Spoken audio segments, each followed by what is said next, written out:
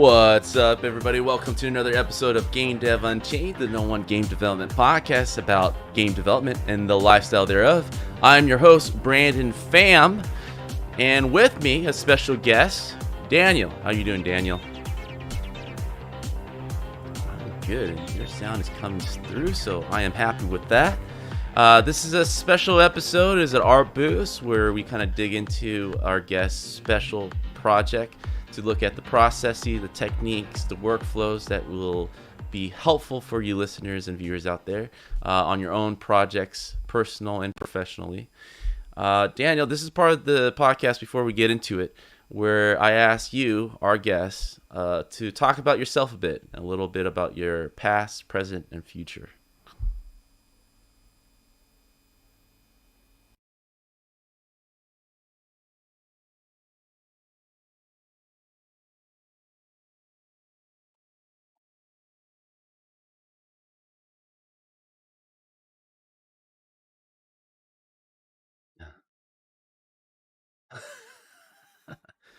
Which is quote unquote, like, what is this better one in Sweden? Is it like well known around the world?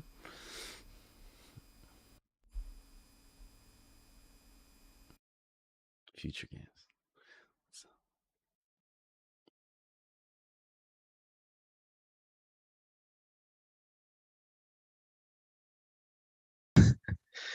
to the industry. So I just tried it out. well, did you ever have any? Did you ever want to go in media and animation, movies, or games? Has always been your thing. I mean, I was drawing a lot when I was a kid, and even when I got older, but I never thought about using that talent in the work, because I was thinking like, now if you choose art as a career, you're not going to get anywhere. So so I was working in healthcare and stuff, but then I always loved games, and I'm playing a lot of games in my free time. But then I found like a YouTube video on people like sculpting stuff and painting, and I was like, maybe I should try that out. That's great, So man. yeah. Did you still? Were you still in doing 3D and all that stuff in the medical field, or was it completely a different? You were No, becoming a doctor or something. that was like helping old people, Oh, giving them food and stuff. wow! I didn't Complete really, change in career then. Oh, wow. yeah, I didn't really know at the time what I wanted to be. But I quit my job actually, and I told my father that, okay, I'm going to be out of work now. Can you support me? Yeah. And he was like, okay, are you going to study? And I was like, yes. So I was sitting at home trying to learn stuff and apply to school, and It's a solid yeah, dad, man. That's amazing, yeah, dude. yeah. And you said you only been doing it for 3 years. All right, I gotta switch to you to what I'm seeing here. So let's kind of look at your work. Like, I came across and found you through ArtStation, and the realism that I saw was, it felt like years and years of experience. And you're telling me you only been at this for 3 years? Uh, no, I was studying 3 years, but I never really went to school. I sat at home and learned by. They didn't have Hobbyist. teachers and Yeah. stuff all the time. But 5 years I've been at a company. Hmm. That's insane, man. But I have Um, never switched to other companies. I've been at the same place all the time. mhm. Well, let's talk about this particular scene. You kind of lean into realism. Have you tried any other stylistic? What games are kind of like your general inspiration?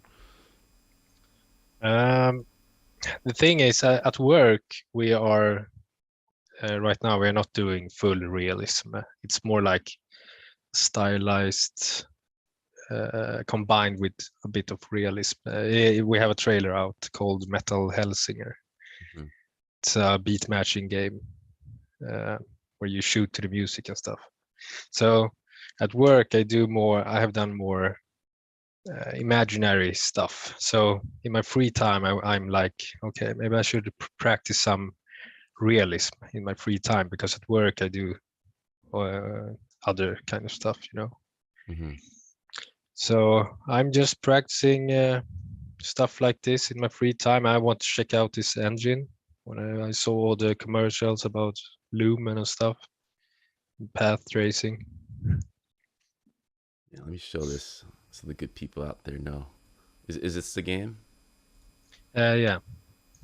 So this like it's different from what I do in my free time. So what kind of games growing up was a major impact to you, where you were starting to consider maybe this could be a career path? I feel like everyone kind of has that one game. Um, hmm, that's hard to choose. I like Battlefield and Resident Evil games. Okay. All right. Um, Getting a I feel for it. really got impressed of Resident Evil art. Uh, the Resident Evil 7, I think. Hmm. Uh, and yeah, it's hard to choose just one game. Yeah. But the But Resident Evil series is kind of like something that you grew up loving always. oh yeah, that's true. I started playing the first Resident Evil when I was like 6 years old. I played with my brother. Mm. Jeez. Uh, yeah, I know. And then we bought Resident Evil 2 and 3 and 4, you know. Yeah, like I've been like Resident Evil have always been such a trendsetter. Starting with Resident Evil 4, it created the whole Gears of War third person action over the Yeah. shoulder genre basically. With 7, it kind of really flipped, what a typical Resident Evil game is, really leaning into it. That's the one with the inside the house and everything, right? Yeah. That Yeah. got really creepy. And then the remakes lately have been amazing. All the Remake. remakes that, yeah, the Oh, Resident oh, One, yeah, yeah. 2, 3 remake that they made for now gen has been extraordinary. Yeah, Um, yeah. so I can definitely now see where where you at least your person are like I can definitely see where how it can live in those type of I environments if I happening. I created like a horror inspired scene in Unity first. Hmm. Uh, and but yeah, that scene was pretty dark and stuff. And when I started this, I was like, no, I want a lot of light in my scene this time. And I actually started this in Unity at first, uh, but I switched to Unreal. Hmm. It was going to If be a part of the house, but more destroyed. But then I changed direction entirely. is there a well, it seems like now you're more into Unreal as an environment artist, as a 3D artist. Have you been finding it easier to use, funner to use? What is one of the key differences that you prefer one engine over the other? Well, in school and at work, we have been using Unity, and I've been working with Unity so long. So I thought that in my free time I need to learn some new stuff. So switching engine is it's good for me to evolve. And also when Unreal 5 came out, I got more interested when I Yeah. saw all the new tech stuff. So yeah, um, yeah, I really like this engine. It seems very user friendly for artists, Hmm. 3D artists. Yeah. So let's talk about this scene here. Is this based on any reference? Is this kind of like what's the inspiration behind this particular scene? Well, I found a picture before when I knew I wanted to create a basement type. Mm. I found this picture, and I liked when the light was coming into the room like this. I wanted to push lighting because of my my project before was darker, Mhm. and then Unreal and stuff. So the plan at first was to make it more like this, like more rough and uh, more kind of destroyed. But I didn't really have the time. I had to think about the time frame. I didn't want to spend too many months on this project. So I transformed it a bit and looked at other references or wood carpentry places. Do you find time boxing is something that you learn over time to kind of finish anything? Was this something that you developed on personal projects? Yeah, you really develop that over time. I mean, in the beginning when I started in the game industry, I always overscoped stuff. Like, oh, I could do this in 3 days, but I had no idea. So yeah, you learn over time. Uh, I mean, my first project in Unity, it was really overscoped. I wanted to create the whole villa. Mhm. I mean the whole house, a bedroom, kitchen, and everything. But I realized that if I'm going to do it this realistic, it's going to take a lot of time, and maybe I get tired of it and Mhm. get stuck in the project too long. Is there a particular time frame where it keeps your interest? Like you're like 2 months is as long as I want to spend on a side project. What is I that mean, time? it depends on what the project is. In this project, I wanted to, because it was my first time using Unreal. Then I thought like, okay, I should only use like base elements like metals, wood, and maybe glass somewhere, Mm-hmm. and yeah, basic stuff just to go over the basic material types. So I didn't want to get into like complex shaders and yeah, crystals or ice. Mm-hmm.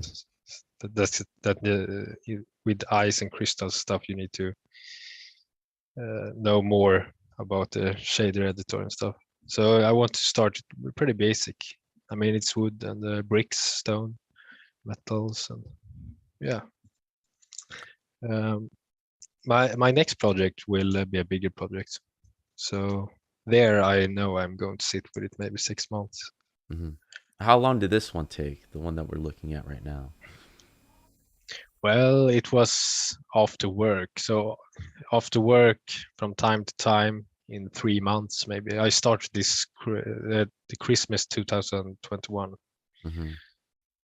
Um, so maybe if I did this full time, my personal projects, it's less time. Mm-hmm. You have a very interesting approach. So you think about the materials first before you block anything down. So when you look at the references, you think about kind of more like the end Well, result. Yeah. well, in this particular project, I had to. I need to know what I uh, am going to focus on. I mean, I didn't want anything to be too complicated, Mm-hmm. um, because I mean, I didn't even know Unreal's UI when I Yeah. started this. I was like just pressing buttons and watching tutorials to learn.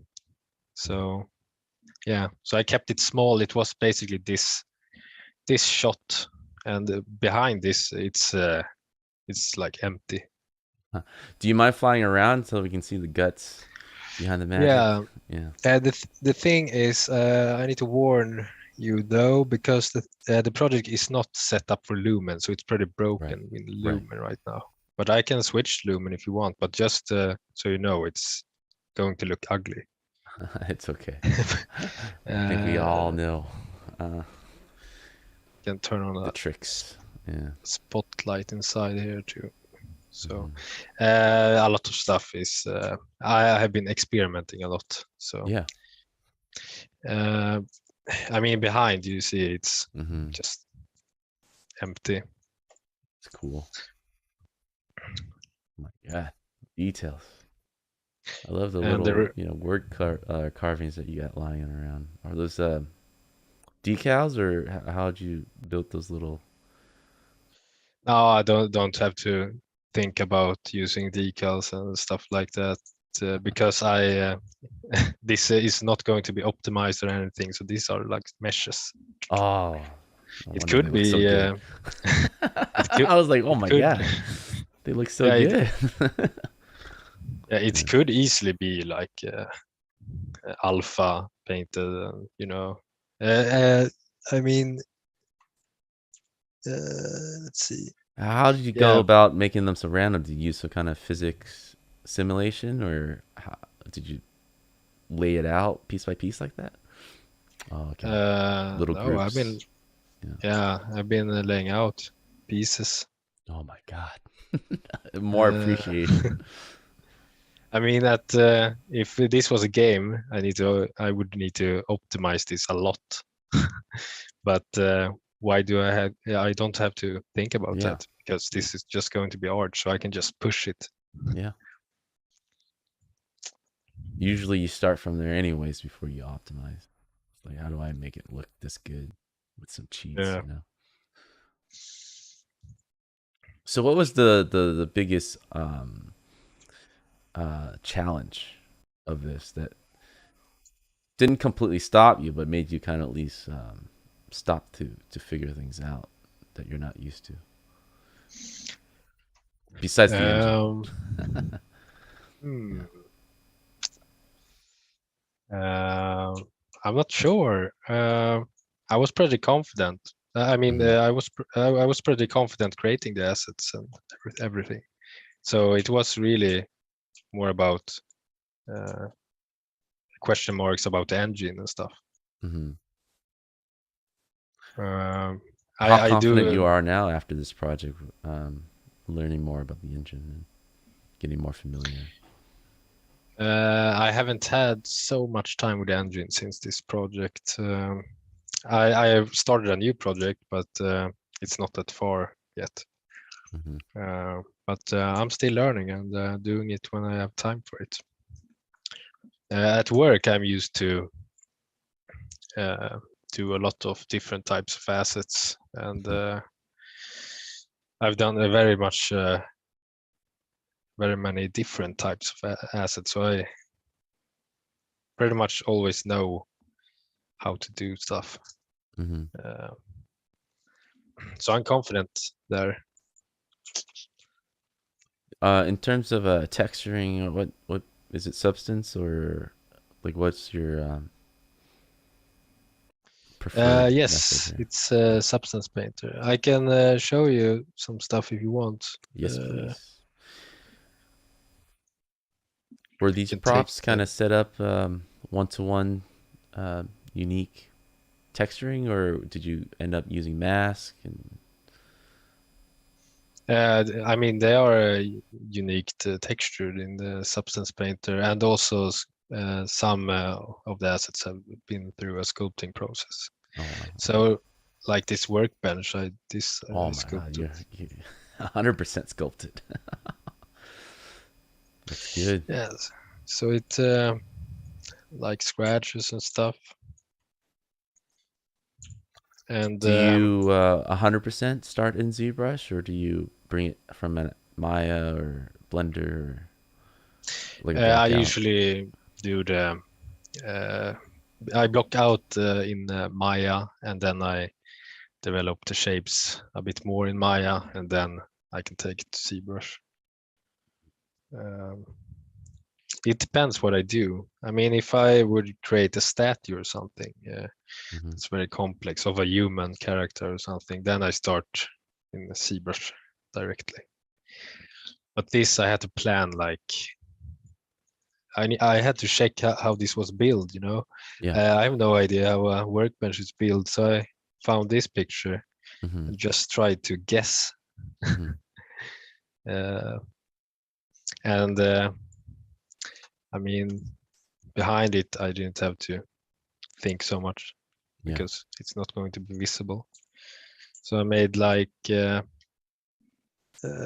pieces. Hmm. This piece, for example, I could use here Mm-hmm. where this box is, and here I made 2 planks, and I could just duplicate those because it's got 2 sides. And yeah, For the wood fiber and grain, like, were you using alphas? Did you hand sculpt it? Like, what were your go-to techniques? this is like a combination. Mm-hmm. Sometimes I can use an alpha, placing an alpha somewhere, and then I go and flattening it out and taking the knife and like iterate on it. So it's always a combination by different alphas and shapes, but mostly it's on this. It's like very much knife stuff. Mm-hmm. The knife, Uh, oh, man, I'm like kind of like a couple ZBrush behind, and when that happens, you end up being very behind. The knife is kind of like a new feature in the last 2 updates, right? is it? I don't know. It feels We like haven't it. had it for a long time, I think. Oh, dude. But there's different types of knives. I mean, here I have a. Okay, now I'm using mouse and keyboard, but Mhm. uh, Are you a Cintiq guy or a Wacom guy usually? oh, you mean Yeah, what's you your said setup? Wacom, right? Yeah, do you use the tablet or do you draw right onto the monitor?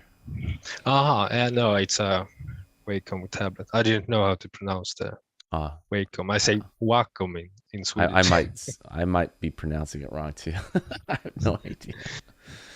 Yeah. Okay. So yeah. I mean, can it's always combination between like 5 brushes all the time, Mm-hmm. like to achieve this. Maybe you place an alpha somewhere, Mm-hmm. and that alpha maybe gives you some Indication. inspiration, Yeah. indication, and you like smoothing it out. You take the knife and you go back and forth until it feels good. I Like I've mean, always go ahead. I kind of I mean, all these assets are pretty rushed actually. I mean, I They look good to me, man. Like I yeah. always when everyone's trying to always like kind of blunt the edges, either wood or metal or whatever, I tend to overdo it. Like there's always like this language you're trying to kind of keep with when you're kind of beveling edges and stuff in ZBrush. Yeah. Do you base it off that feeling and reference? It seems like you've done it for a while, so you're kind of comfortable. Yeah, every task I get is like Maya, ZBrush, Substance Painter, Hmm. and I've done a lot of stuff. Uh, I can't just upload it yet because Hmm. we need to release the game first. Yeah, of course. This took a long time. What are your thoughts about the Substance just released their 3D modeler? It's supposed to blend in VR sculpting with 3D modeling. Uh, Have you ever played with VR sculpting before? no, I haven't. I don't have VR's headset, so Oh. Any interest in that? Being able to kind of whip around these things with a VR headset?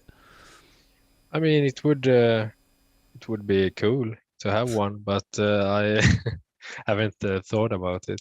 Hmm. But maybe if I get some money over, I can buy it, All try it right. out. I'll get the listeners to send some money your way.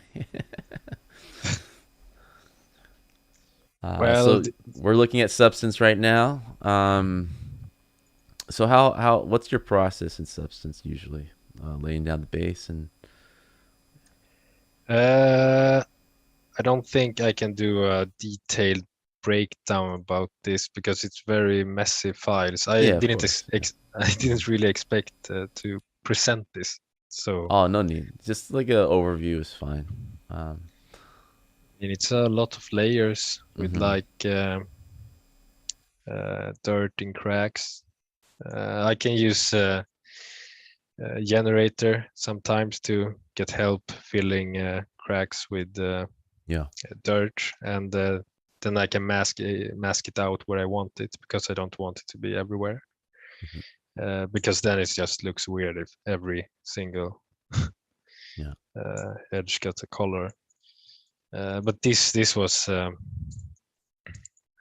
I mean, it was going to be very messy, Yeah. and it had to look like someone had worked on it, you know. Right. So when I sculpted this, it almost felt like I was working on it myself, you know, Mm-hmm. creating cracks. Like, now I'm taking my knife, and now I'm taking my hammer, Mm. and yeah. What's your main advice for those who are starting to, texture wood in particular? There's so many ways to do it wrong, and you might not know it yet. It just feels wrong when you zoom out. It's like, oh, it might be overdoing it. What have you found to work for you when texturing and sculpting these things to make it feel natural but not overdo it? Well, it depends. It's actually, wood is something I have been struggling with myself. Uh, I've always thought like the hardest thing to do is like the wood stuff, Mm-hmm. but I have like forced myself to try to learn it and try to do stuff with wood. What's It's the main challenge? Yeah. uh, I mean, if you overdo it, uh, the risk is that it looks almost like rotten wood. Mm-hmm. I think it's very important to find references of what type of wood do you want. I mean, Mm-hmm. how old is it? And I mean, this workbench, for example, uh, I think I found some pictures where how they looked as new. Uh, and if you're going to sculpt planks and stuff, just find a lot of references of what the type of plank you want to sculpt, and then try to, yeah, do it. Mm-hmm. I mean,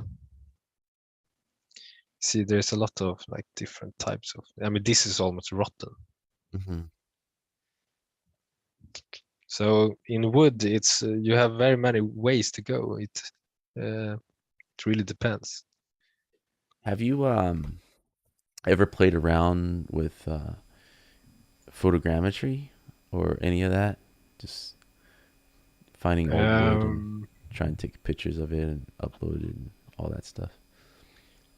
well, I don't have a camera, Fancy camera. a good camera, no. So There is when I, that Unreal did release like some kind of phone app that allows you to kind of supposedly do a pretty good job mhm. transferring some of that stuff. Do you have curiosity in any of that? Um, Yeah, of course. I yeah. mean, it would be fun. I mean, it would be nice to like travel Mm-hmm. and like photo scan stuff in the world. But since I don't have a good camera, have been like, oh, it's no idea of the. I shouldn't do this. Or, I mean, it's a bit kind of boring. Mm-hmm. Uh, take photos with your iPhone, and then you Yeah. get shitty results. Yeah. Yep. Yeah. But in the future, I have been thinking about buying a fancy camera or something and then try it out. But I really liked. I really like when you create stuff yourself. It's a different feeling. Yeah. It's more intimate. I mean, if I photo scan something and used it in my scene, I wouldn't feel that I did something good Mm-hmm. the same way. I mean, here I can feel like, okay, this turned out good, and I did this with my hands. Mm-hmm. You know, the crafting. I like the crafting. I struggle. I'm a 3D artist as well. I struggle with sometimes not feeling like a real artist. I feel like for me, I kind of describe myself as an entertainment artist, where like I feel like most, I gather references from the internet, but I don't experience. I make levels for a living too, and I don't experience these areas that I'm making, especially if it is based on realism. Um, like, do you struggle with that at all? Do you ever feel like, oh, it'd be nice to kind of feel these workbenches? Obviously we're not. uh, it's not as obtainable for a lot of people. It's easier to get an image, but being able to feel, see, take your own pictures, it really does feel like a big part of the process of being an artist that I feel a lot of us don't have usually, or it doesn't matter as much, just to get kind of like the entertainment out. I wonder what your thoughts are about that. I'm not sure what you mean. Like I call it like Google art, right? So anything that we want to create, we experience it through the internet, basically, right? Whereas I think other mediums, like a photographer, right, other artists, they would go out there and experience these things and be able to kind of express their art from their experience, right? So I always struggle with interpreting art from with other people's experience, because the person who took that reference upload on the internet, and that's how me and you kind of are able to obtain those and use that to recreate it, right? Yeah. So I feel like as an artist, we're missing like a good half of that artistic process of gathering and being out there and touching these things that we're creating in 3D. You know what I mean? Yeah, that's true. That's I mean, yeah, I think that too. It would be fun to like go on a trip or something to take your own pictures and references for Yeah. projects you plan. I didn't care as much before the pandemic, and then the pandemic happened. It's like, you know what? Yeah. I kind of want to be out there and take my own references, and At experience these locations and stuff. Yeah. at Quixel, they are like traveling all over the Yeah. world, I guess. Super jealous of those guys. Yeah. Yeah. Photogrammetry. Yeah. To me, it's funny, right? Because they're not handcrafting the props, right? As we do from scratch. We're kind of guessing from images what they would look like in 3D and the textural feel from the images, but they're out there actually touching these things, setting them up, taking photos, but they don't do any craft. Obviously, it's ready to go. Right? They clean it up. It's very weird, right? Not to have the whole process. Yeah. Because I'm with you. Like, there is something magical handcrafting these things, and you understand it more, right? I feel with every crack that you put into something, every dent. And it's funny that, with photogrammetry, you do get to go to these locations. You do take these pictures. You do feel them. But then you're not really recreating them. The image is ready to go. You clean it up. Can't have both. That's true. Yeah, it's funny. Because, like, look at this. This looks awesome, man. This I just made in Maya and then in Substance Painter. So how much of an adjustment usually with Substance 3D viewer is obviously a little different from the Unreal viewer? How much do you have to go back and forth to kind of make it look right in the final Right product? now, I'm using post effects, a color profile for Unreal. I see. So it should look the same. Yeah, I found this online and I was like, oh, maybe I should try it out. But when I texture stuff, I have stuff already set up in the scene. So I just update it. Export it, and just update it to see how it looks. How much of a difference without the Unreal Profiler versus the Uh, Unreal scene? Unreal Profiler. Well, what do you mean? The profiler that you use in Substance, if you turn that off, how much of a difference does it look? Oh, let's see. I mean, Oh yeah, it's more contrast here, but yeah, it's better can, depth. Yeah. yeah. So usually when you block out a scene in Unreal, you kind of get the lighting in there and everything. Do you play around with like base textures just to kind of have some kind of texture on there in Unreal to kind of get a better feel of what the final product could be? Yeah, I with this scene I started to whitebox the space. I wanted to see early how big it was going to be, and even these shelves and stuff I whiteboxed. It was just boxes everywhere, Mm-hmm. and then sometimes I can color code with materials Mm-hmm. the boxes, like checking like if all these was boxes, Yeah. and here I have a big box, white box, and box here, etc. I can color code stuff with like materials to Mm-hmm. see. Okay, here's brown, here's brown, here's brown. Oh, now it's a lot of brown. I need to break it with something. Mm. How is the wall going to be? That can't be wood either. No, it's too much wood then. So I was thinking maybe plaster or bricks. And here on the wall at the beginning it was like planks, because I made it like it was a handmade workshop. But then I realized it's too much wood still, so maybe some metal I should put here. Mm-hmm. Um, and yeah, also get some colors in, like this red and green hose. Mm-hmm. This is like standard hose in Sweden. I don't know if it's Yeah. uh, Yeah. in other countries. Uh, but getting these type of colors in, uh, and even this tool, uh, I put a blue color on mine, Mm-hmm. uh, just to give some stuff, a bit of color. And It's nice touches.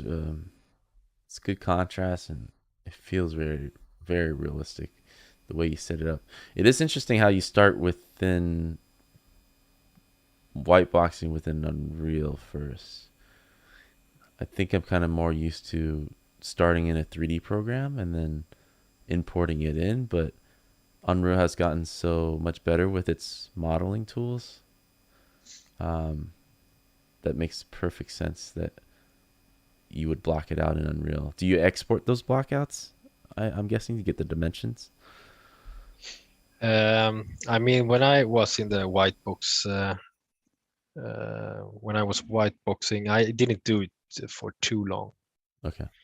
I started in Maya pretty fast after, with assigned materials and stuff on the walls, uh, But do you with the export colors. those? Yeah. Do you export those white boxes from Unreal to Maya to kind of get a rough size and dimension, or do you just leave those in there for composition mostly? Well, I kind of knew how many meters it was in Okay. Unreal, so I just put those values in Maya, and I made a shell mesh for the whole room Mm-hmm. in Maya. Um, this brick texture, by the way, it's sculpted in ZBrush.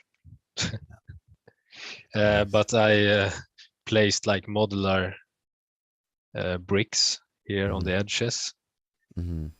uh, because they didn't have. When the alpha came out, they didn't have tessellation, I think. Yeah. Uh, so I had to tessellate in Maya and stuff, but then I just decided to I can place modular detailed bricks instead. It's cooler Hmm. on top of Yeah, the texture. yeah, it's catching the rim light. Super nice. How many Then times did these, you go ahead? well, I was just going to say these labels. I didn't show them so much, but they are. Uh, they're pretty detailed. If you zoom in, I wrote I Jeez. wrote the text of it. I just found a can online and tried to see what it was written, and had to come up with some fake companies. Yeah. But these, I mean, I didn't finish all the assets. I mean, these cans, they are from my earlier project, and Hmm. I didn't really finish those. I actually wanted to have like maybe sculpt some color, Hmm. so like color meshes that I can put here, so it looks more rough and a bit more volume. Uh, but I was thinking like, I mean, the scene as a whole, it's pretty nice. So maybe I just release it now. The same with these brushes. Uh, they annoy me too because I was going to update them with real fibers. That would Hmm. be cooler. This is just baked right now. Oh, it's just a flat um, box and textures right now. Yeah, but a little bit geometry, so it's not too boxy. But yeah, it would be cooler. It was like fibers, real Yeah, fibers. it looks Expensive. good over here. Can't really tell from this distance, at least.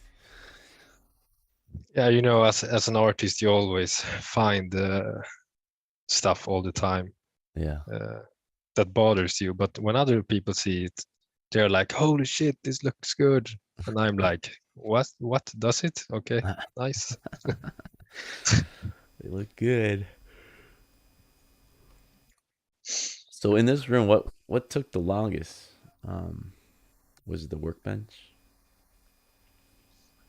Um, didn't take that long. I usually when I create stuff, when I have made an asset and it's done for texturing and it's ZBrushed and everything, I usually wait a bit until I texture it 100%. I often import it, create prefab, and make all the connections.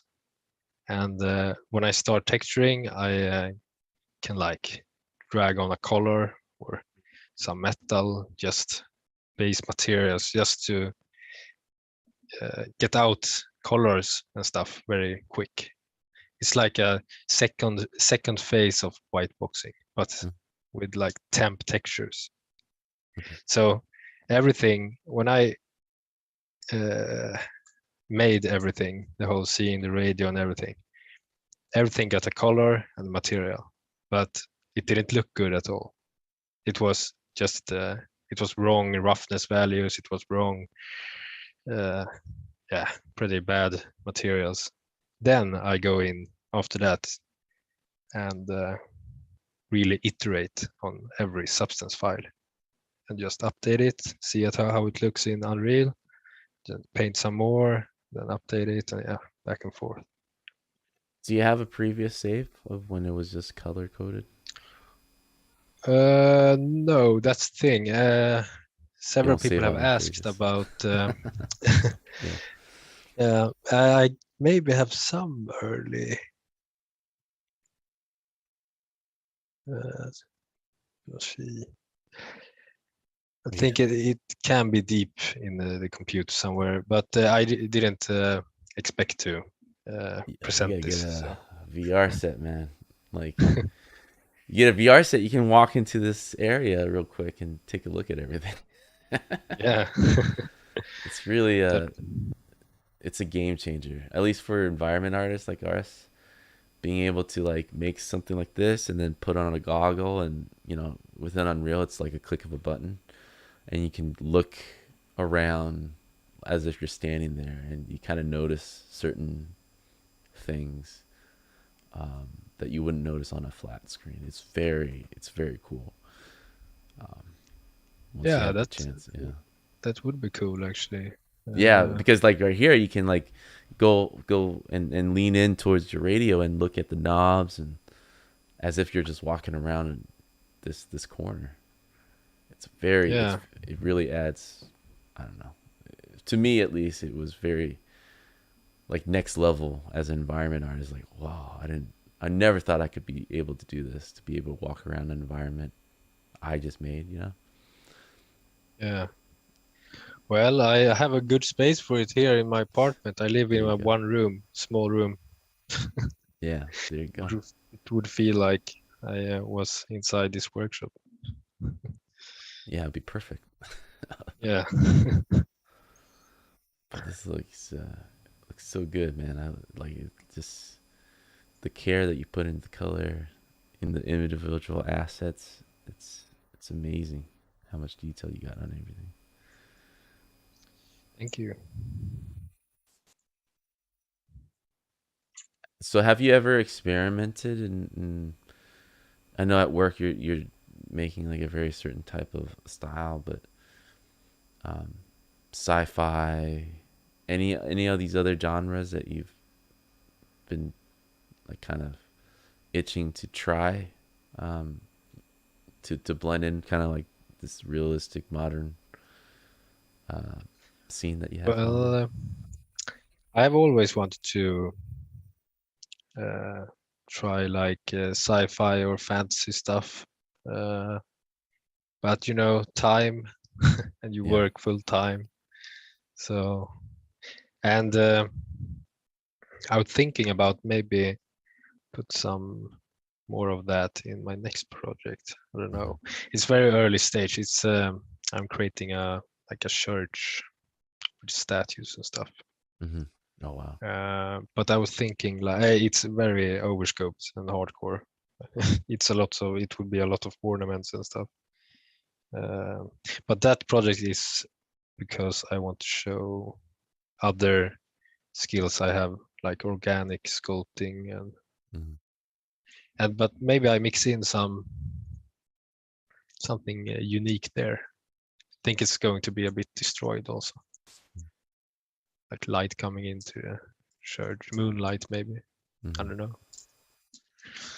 Do you find inspiration in movies more or in games when creating art? It can be both. Um, I mean, if I am going to start a new project, I look at references both from films and games and real life pictures. So it's really a combination, and then you find a lot of references, and then you like combine these references in your mind to create your own uh, place out of it. Hmm. So I mean, here I had a lot of different types of it. I mean, it's not this, but Hmm. it's not this either. This is so clean. Hmm. So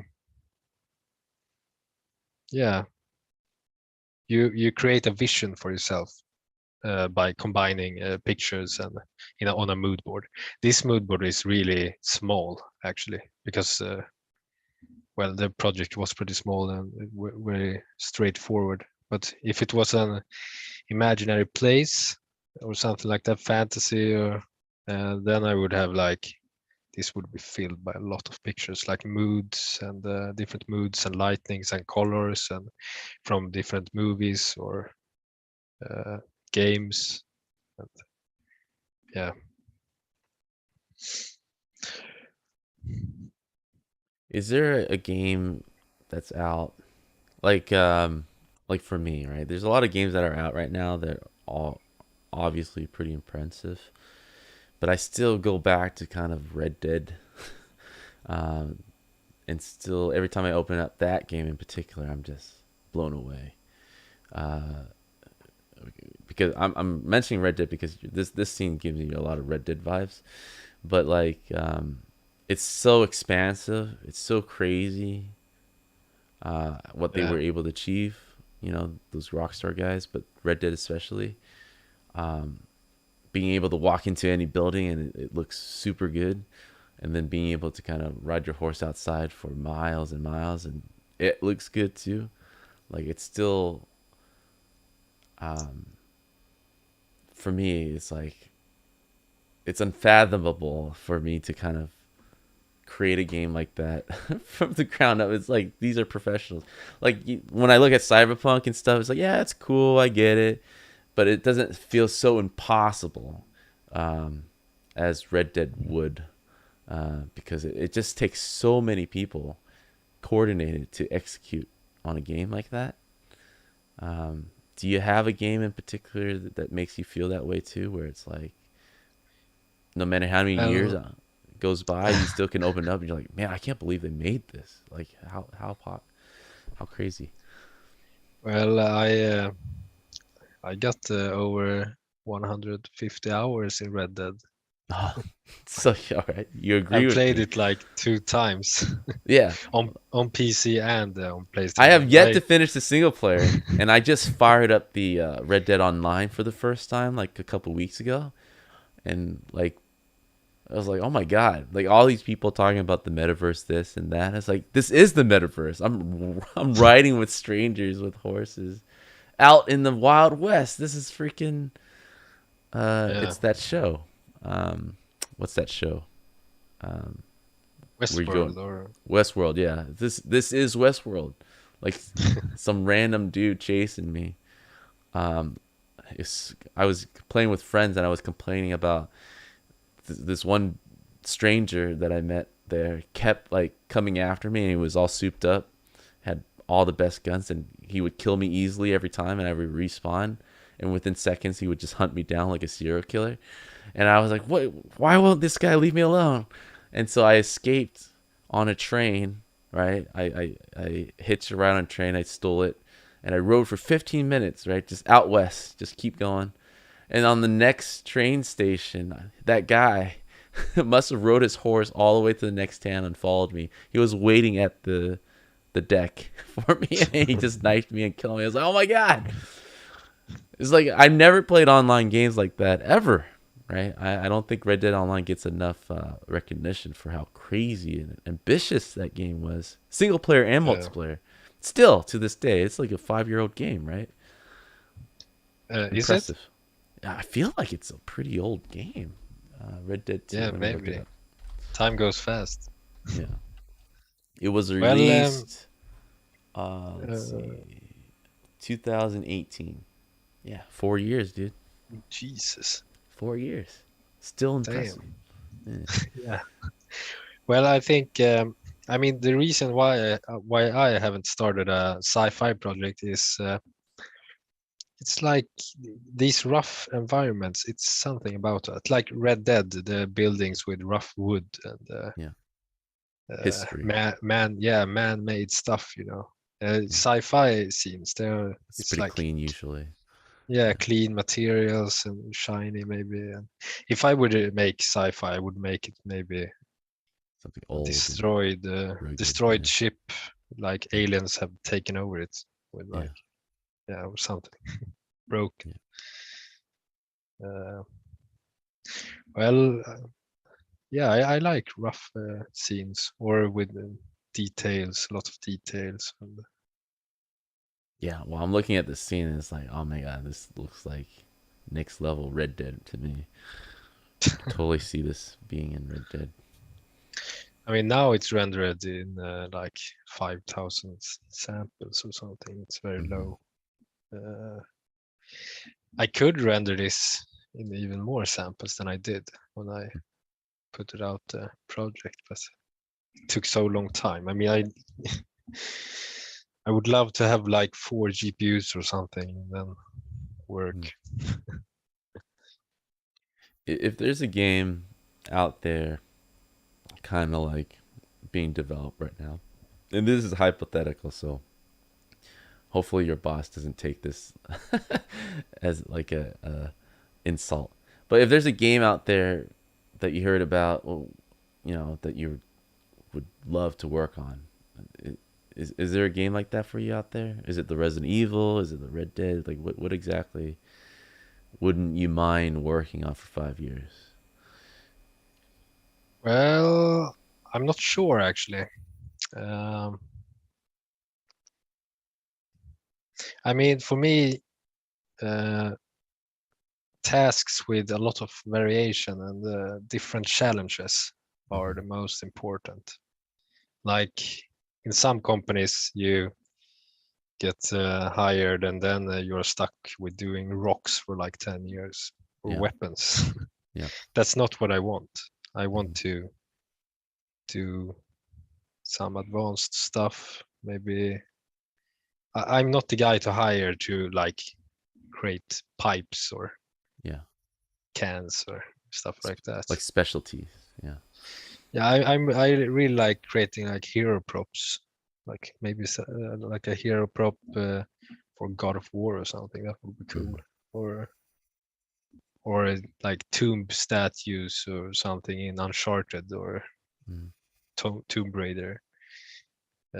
That's more the stuff I'm into. Mhm.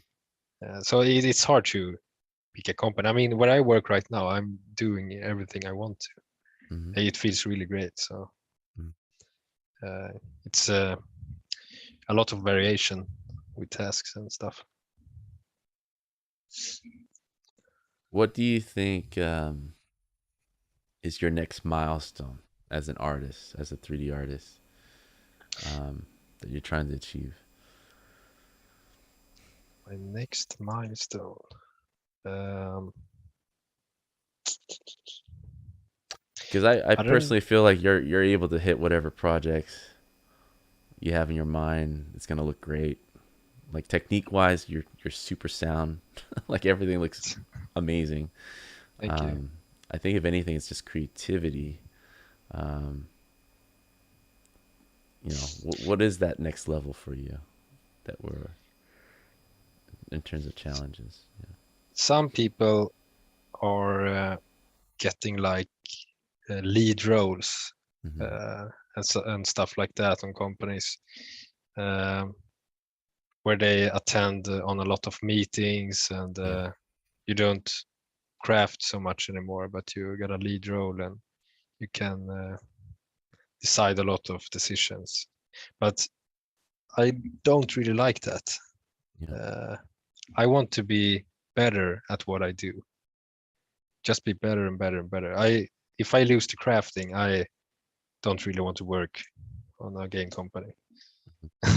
So I mean that's what I like. That's why I put so much time into it in my even in my free time. I mean if I work 8 hours a day, I'm still going in to my own project after work Mm-hmm. because I think that's how fun I think it is to craft stuff and create stuff.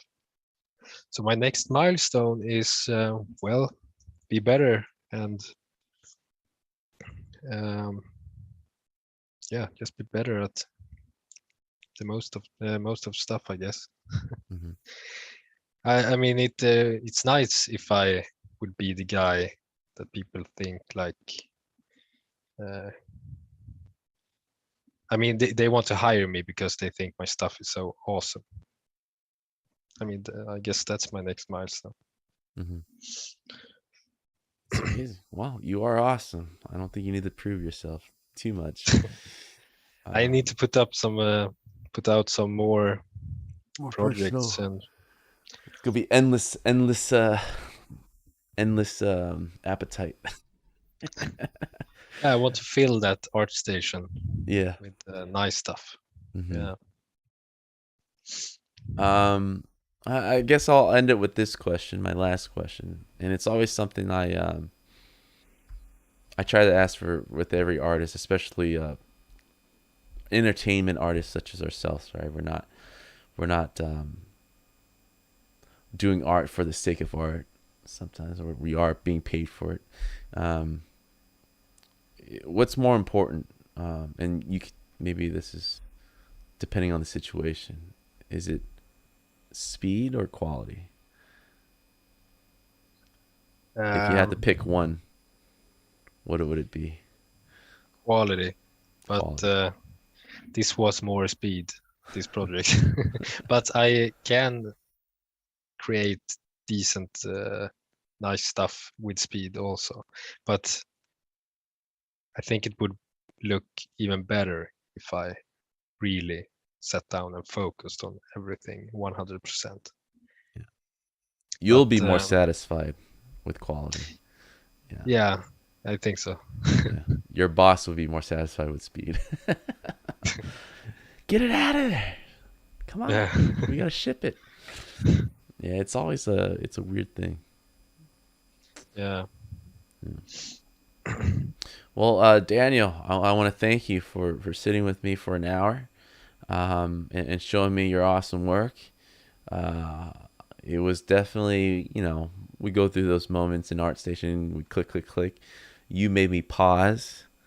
All right, looking at your stuff, I was like, "Oh my god, this looks amazing." I just love how it's relatable and simple. I think that's where this piece in particular really is striking. It's very textural, right? It feels like not just textural as if I can just reach out and touch it, but sort of like I feel like I have been here before. You know what I mean? It's very relatable in that way. Yeah. And I just love how at the same time it's simple and complex, because you're giving a lot of spacing in how you place things. Like everything was placed pretty methodically, just going through what you were showing us. And but each prop is freaking detailed as hell. Like you sculpt everything, and I definitely feel that when looking at it, just the care that you put into this. And you said this is one of your speed projects. It's like, man, you're insanely fast being able to sculpt everything like that. Usually it takes forever. So good work, man. This is Thank kind you. of my time to kind of shut up. How do people find you? Where can they get in touch with you if they want to follow you? Is it your ArtStation? Is it your Twitter? This is where you can tell them where to best contact you if they want to. Well, it's Black Oden on ArtStation and on my YouTube, Black Oden Art. Perfect. All right. Well, as always, we'll put the links in the description of the podcast and YouTube. And thanks you, man. It was great being able to talk to you and everything. Very inspiring Thank you. stuff. Looking You forward to too. the next stuff. Yeah. Well, nice to meet you. Nice to meet you, man. Have a good one. Yeah, you too.